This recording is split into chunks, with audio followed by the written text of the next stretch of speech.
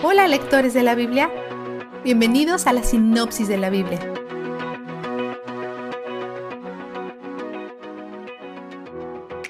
Hoy es un día oscuro en la historia de David. Los reyes suelen participar en hazañas militares, pero cuando llega el momento de la guerra, David se queda en casa, exponiendo una discrepancia en su liderazgo, la pasividad. Rehúye la responsabilidad. Mientras Israel está en la guerra, ve a Betsabé bañándose en un techo, que es donde la gente se bañaba porque el agua de la lluvia se acumulaba ahí. Ella está cumpliendo el mandato de Dios, purificándose a sí misma. No tenemos ninguna razón para pensar que está tratando de seducir a David. Probablemente asume que el rey está en guerra como se supone que debe de estar, ya que ahí es donde está su esposo Urías. Mientras está siendo obediente, guardias armados aparecen en su puerta y la llevan al palacio de David. La creencia común es que tuvieron una aventura amorosa, pero las escrituras nunca culpan a Betsabé por lo que sucede. Dios aborda el pecado aquí, pero siempre se atribuye únicamente a David. Parece probable que Betsabé fue violada mientras intentaba ser obediente a la ley de Dios. La violación es una palabra fuerte, pero no siempre apunta a un acto de violencia.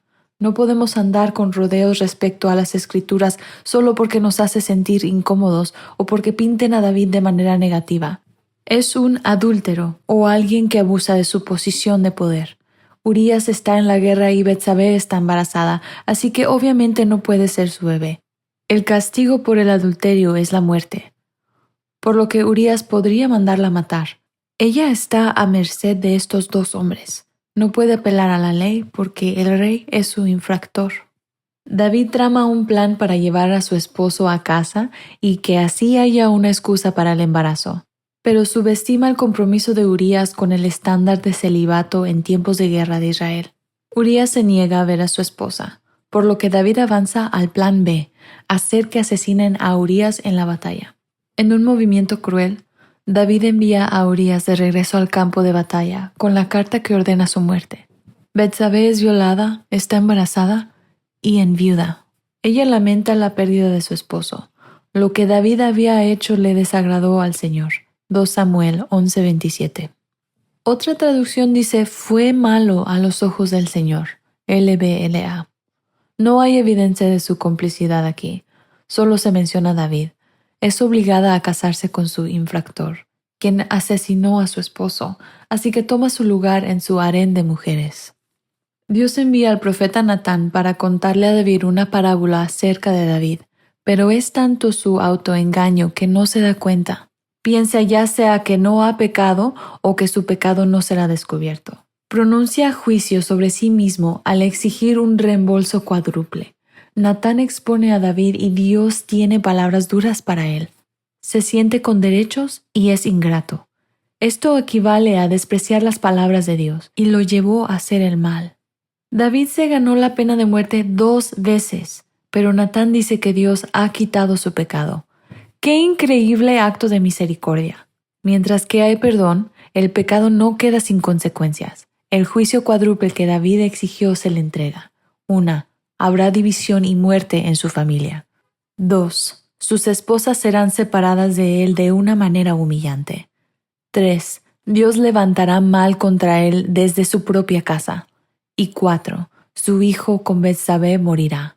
Él ayuna y reza por la enfermedad de su hijo. Dios es el único a quien puede recurrir, pero Dios dice no. El bebé muere.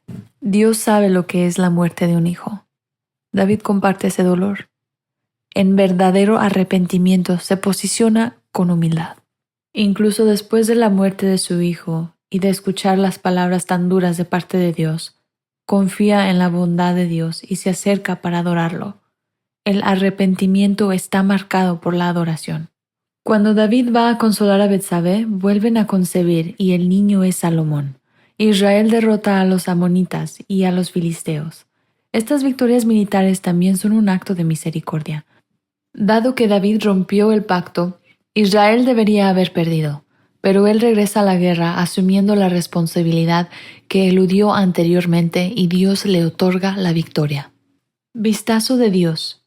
En 2 Samuel 12:8, Dios enumera todas las cosas que le ha dado a David. Dice, y por si esto hubiera sido poco, te habría dado mucho más.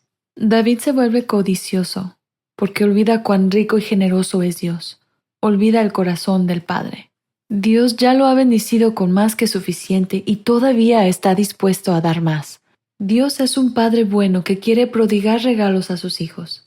Jesús dice, no tengan miedo, mi pequeño rebaño, porque es la buena voluntad del Padre darles el reino.